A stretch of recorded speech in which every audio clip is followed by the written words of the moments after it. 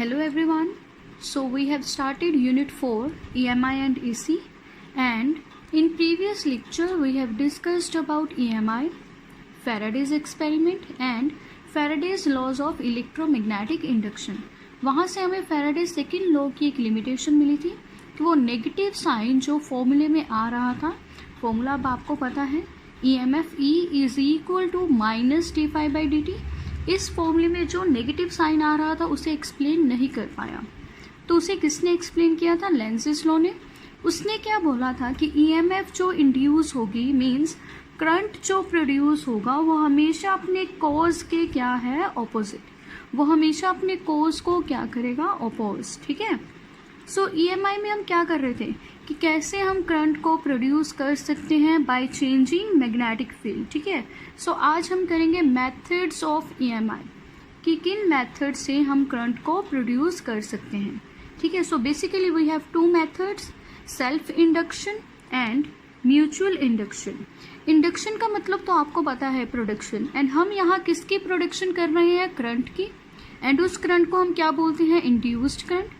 ठीक है। तो सेल्फ इंडक्शन में क्या है कि कोई भी कॉइल या कोई भी वायर जो है वो खुद से, सेल्फ मीन्स खुद से, ठीक है, खुद से क्या करेगी? वो करंट को प्रोड्यूस करेगी। किस करंट को? इंड्यूस्ड करंट को। ठीक है। बिना किसी मैग्नेट के, जैसे फैराडे ने किया था, उसने मैग्नेट से एक्सपेरिमेंट किया था। अब सेल्फ इंडक्शन में हम कोई भी मैग्नेट यूज नहीं करेंगे और हम देखेंगे कैसे कोई कॉइल खुद से इंड्यूस्ड करंट को प्रोड्यूस करती है। ठीक है। एंड म्यूचुअल इंडक्शन, म्यूचुअल का मतलब आपको पता ही है, टू और मोर। इसमें हम देखेंगे कि कैसे दो या दो से ज्यादा कॉइल्स या वायर्स करंट को प्रोड्यूस करती हैं एक दूसरे की हेल्प से। ठीक है। सो उसे हम बोल देते हैं म्यूचुअल इंडक्शन। आज के टॉपिक में हम सेल्फ इंडक्शन को कवर करेंगे एंड नेक्स्ट लेक्चर में हम कवर करेंगे म्यूचुअल इंडक्शन को। ठीक है। So self induction, self induction is the property of a coil by virtue of which it opposes any change in current through the coil by inducing an EMF in itself. So self induction basically क्या है? Property किसकी? Coil की, जिससे coil क्या करती है? Oppose करती है कोई भी चेंज इन करंट जो उसमें आता है। एंड वो कैसे अपोज करती है? खुद में EMF को इंड्यूस करने से। ठीक है। मैं रिपीट कर रही हूँ इसे। सेल्फ इंडक्शन प्रॉपर्टी है किसकी? कॉइल की, जिससे कॉइल क्या करती है? अपोज करती है। किसे अपोज करेगी? जो भी चेंज इन करंट कॉइल में आएगा। अपोज करेगी कैसे? EMF खुद में इंड्यूस करने से। ठीक है। सो इसे हम समझेंगे एंड फिर से डेफिनेशन को रिपीट करेंगे। So now explanation of self induction. इसमें हम दो केसेस करेंगे। ठीक है।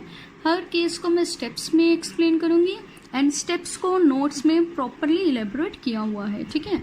सो सपोज इन केस 1 हमारे पास क्या है? एक कॉइल है जिसे हमने कनेक्ट किया हुआ है सेल एंड की के साथ। ठीक है। सो फर्स्ट केस में हम क्या करेंगे? इस की को क्लोज कर देंगे। जब हम इसे क्लोज करेंगे तो इस सेल के कारण इस कॉइल में से क्या फ्लो करना स्टार्ट कर देगा? करंट फ्लो करना स्टार्ट करेगा।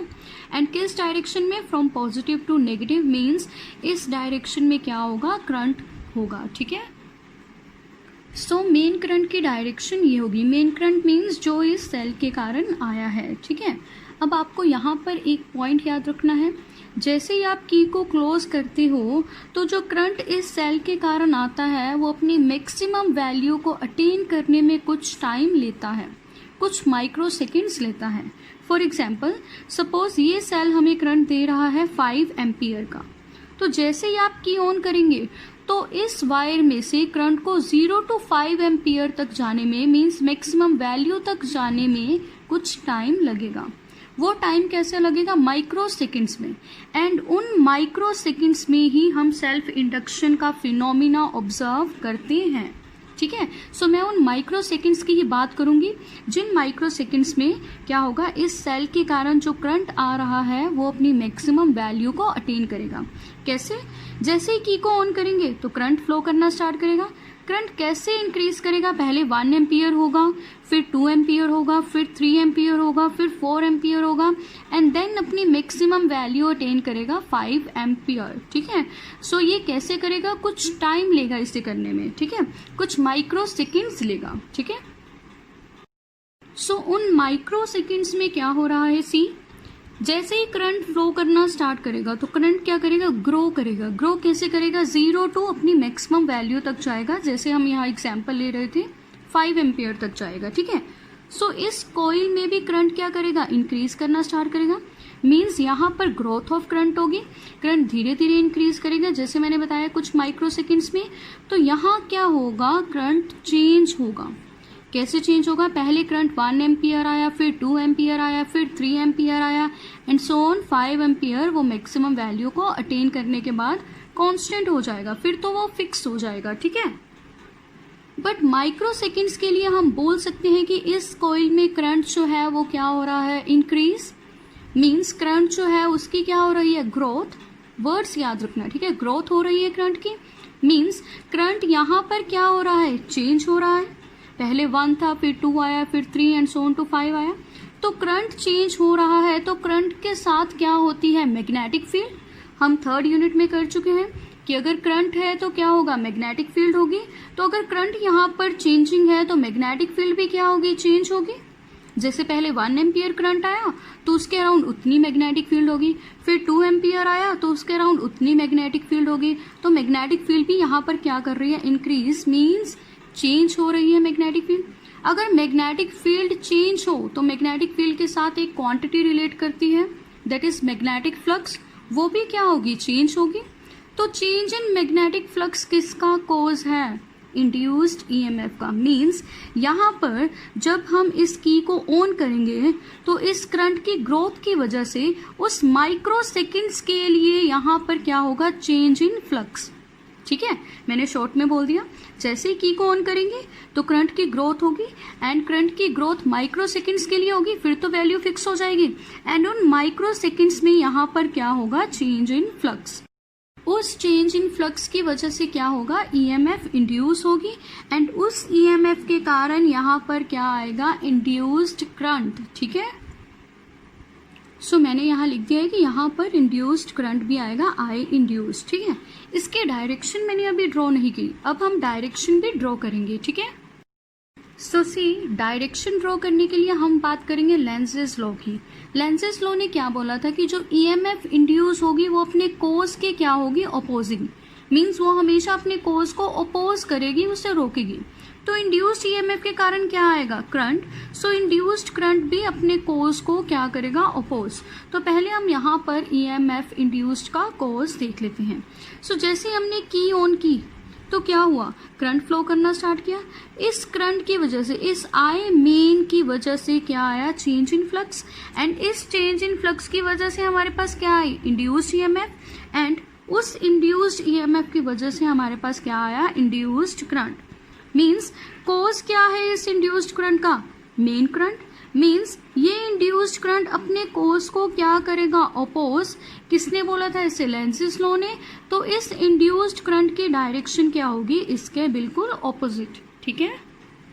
So this is the direction of induced current, ठीक है। इंड्यूस्ड करंट क्या करेगा, मेन करंट को अपोज करेगा। मीन्स इंड्यूस्ड करंट यहाँ क्या कर रहा है, ग्रोथ को, किसकी ग्रोथ को, करंट की ग्रोथ को अपोज कर रहा है, ठीक है।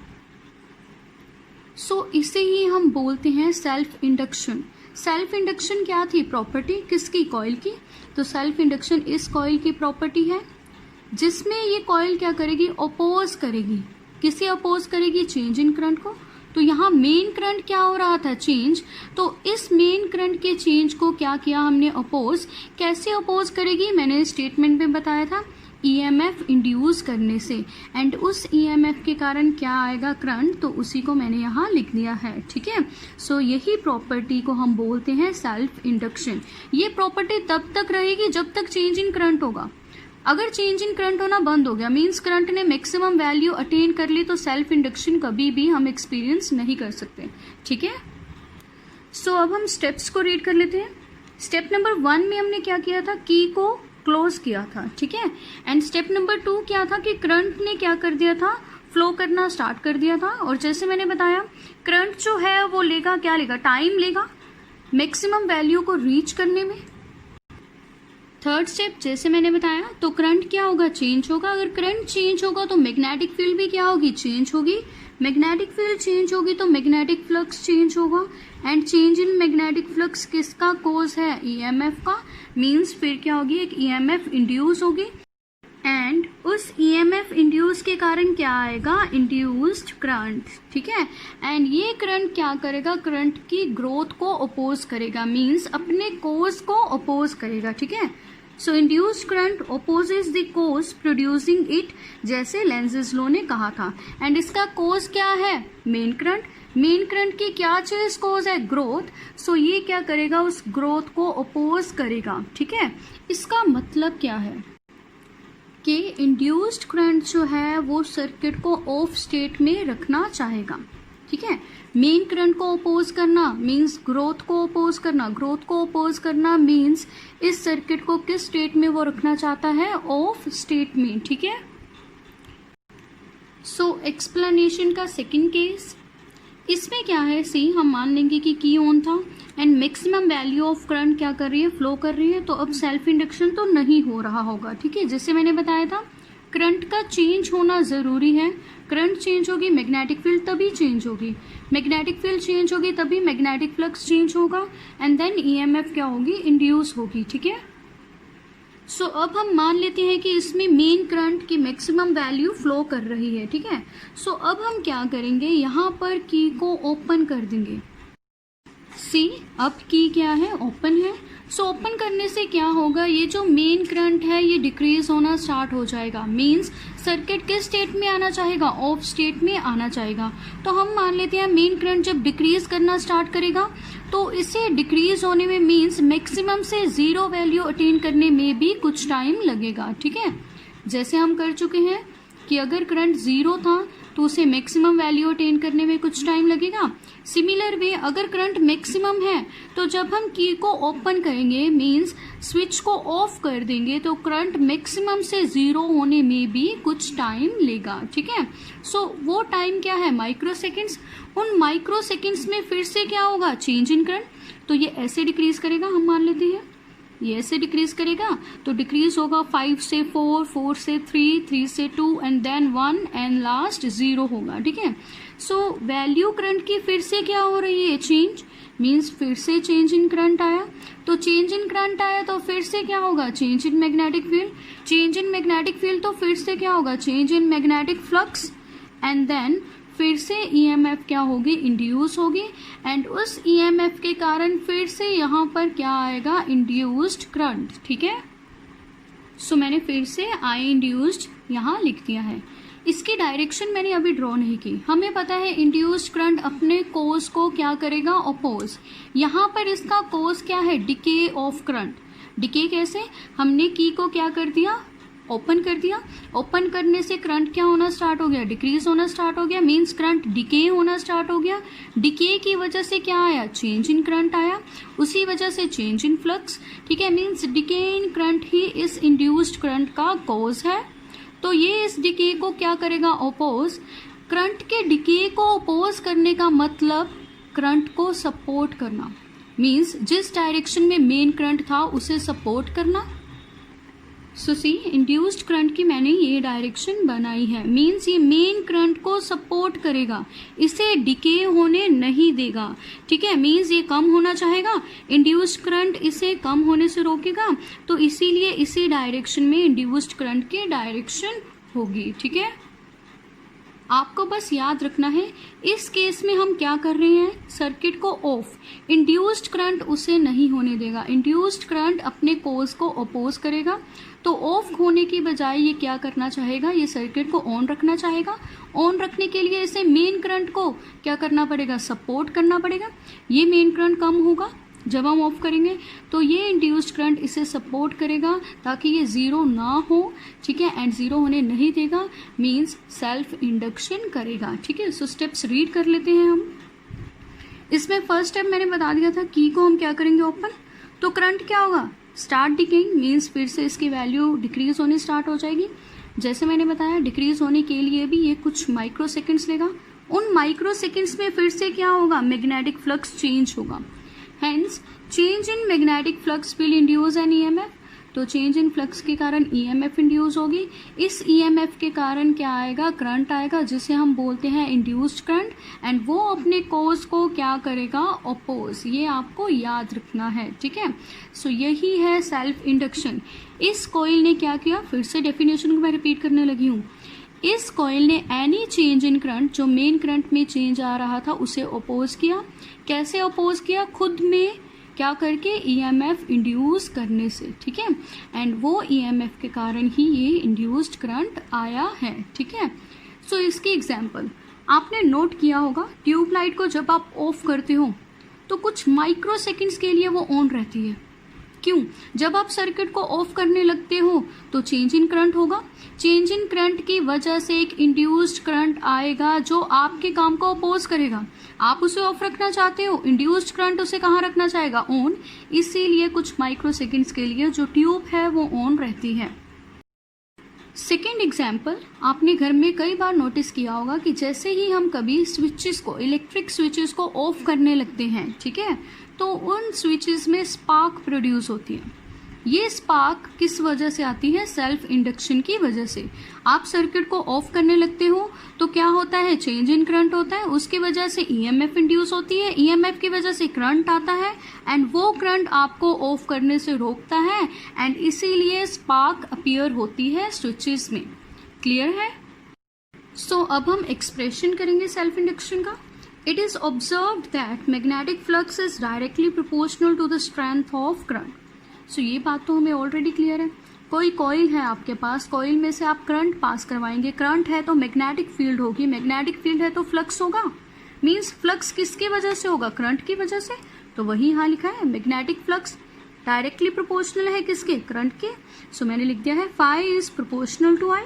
जब हम प्रोपोर्शनैलिटी का साइन रिमूव करेंगे हमारे पास एक कांस्टेंट आएगा एल, एंड इस एल को बोलते हैं हम सेल्फ इंडक्टेंस और कोफिशिएंट ऑफ सेल्फ इंडक्टेंस, ठीक है।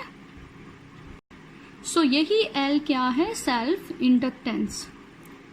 सो अब आपको ये फॉर्मूला याद रखना है, एंड यहाँ से हम सेल्फ इंडक्टेंस निकाल सकते हैं, L is equal to phi by I. ये फॉर्मूला भी आपको याद रखना है, यहाँ से ही हम इसके यूनिट्स निकालेंगे, ठीक है। So as we also know, Faraday second law के अकॉर्डिंगली जो ईएमएफ इंड्यूस होती है वो किसके इक्वल होती है, negative of rate of change of flux. तो फाई की वैल्यू अभी हमने की एल आई, ये वैल्यू हम यहाँ पर पुट कर देंगे, ठीक है। Therefore, EMF E is equals to minus d by dt of phi की वैल्यू मैंने यहाँ पुट कर दी है Li। L is constant, ये proportionality constant था तो इसे हम बाहर ले लेंगे डिफ्रेंशिएशन के। So EMF is equal to minus L di by dt। ये एक्सप्रेशन भी आपको याद रखना है। सेल्फ इंडक्टेंस के केस में इतनी EMF इंड्यूस होती है, ठीक है, जब इतना rate of change of current होता है। सो नाउ नोट में मैंने इंपॉर्टेंट पॉइंट लिखे हैं, उन्हें हम डिस्कस कर लेंगे, ठीक है। सिंस हमें पता है फाई किसके इक्वल है, एल आई के। अगर करंट को हम यूनिटी ले लें, if I is equal to 1 ampere, तो फाई किसके इक्वल आ जाएगा, एल के, इस इक्वेशन से। इसका मतलब क्या है, एल क्या है, coefficient of self inductance, phi क्या है, magnetic flux. Means coefficient of self inductance equal हो जाएगा मैग्नेटिक फ्लक्स के। जब आप कॉइल में से कितना करंट पास करेंगे, 1, means unity. So see, coefficient of self inductance of coil is equal to magnetic flux when unit current is passed through the coil, ठीक है। नोट का ही सेकंड पॉइंट रीड करूंगी मैं। ऐसा हमें पता है EMF is equal to minus L D I by D T है, तो अगर rate of flow of current कितना हो जाए, unity, means D I by D T कितना हो जाए, 1 एम्पियर पर सेकेंड, ठीक है। करंट के यूनिट्स एम्पियर, नीचे टाइम है तो सेकेंड इनवर्स, ठीक है। अगर इतना करंट हो जाए तो EMF किसकी इक्वल आएगी, सेल्फ इंडक्टेंस के। ये फैक्टर तो 1 हो जाएगा, तो EMF किसकी इक्वल आ जाएगी, माइनस एल के। इसका मैग्नीट्यूड अगर मैं लूँ तो mod of EMF is equal to self inductance आ जाएगी। इसका क्या मतलब है कि सेल्फ इंडक्टेंस जो है वो EMF इंड्यूस्ड के इक्वल हो सकती है। कब होगी, जब आप कॉइल में से कितना करंट पास करवाएंगे, 1 एम्पियर, कितने सेकंड में, 1 सेकंड में, ठीक है। सो सी, Self inductance is the EMF induced in the coil if rate of change of current is unity, means current कितना फ्लो करना चाहिए 1 एम्पियर पर सेकेंड. ठीक है. So now units of self induction. इसका फर्स्ट यूनिट है Henry, symbol is H, because Henry name के scientist ने इसे सबसे पहले ऑब्जर्व किया था, तो इसीलिए सेल्फ इंडक्टेंस के यूनिट्स क्या है, Henry. Second units weber ampere inverse. ये कहाँ से आए, सिंस फाई का फॉर्मूला हम कर चुके हैं, phi is equal to L I. यहाँ से अगर एल निकाले तो क्या आएगा, phi by I. Phi flux के यूनिट्स क्या है, वेबर. करंट के यूनिट्स क्या है, एम्पियर, सो एम्पियर इनवर्स आ जाएगा.